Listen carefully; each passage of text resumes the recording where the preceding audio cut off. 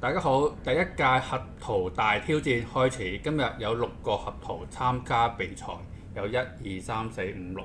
今日佢哋嘅對戰模式係互相硬碰硬，睇下邊個可以贏到最後。好啦，今日第一個參賽就係呢個同呢個，我哋睇下佢究竟邊個最後會贏呢？大家觀眾估下。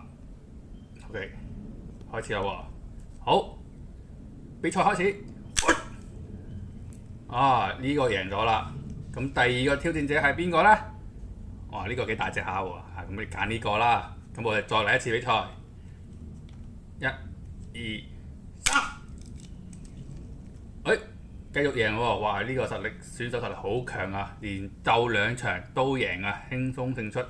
好啦，咁揾個差唔多 size 細少少啦。咁又開始，觀眾估下邊個會贏呢？好，再嚟。大家睇住啦！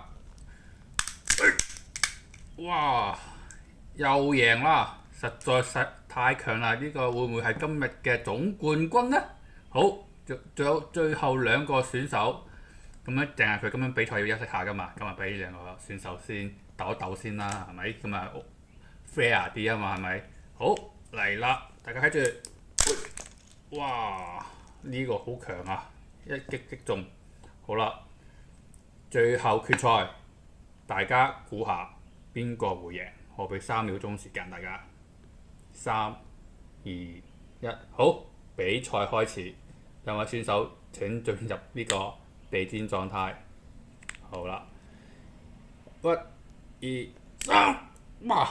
勢均力敵啊！1、2、3， OK， 好明顯啦，呢個由頭帶到尾又話非常強勁啊！第一屆嘅核桃比賽佢贏啦。咁第二屆如果觀眾有興趣嘅話，我哋再拍過啦。拜拜。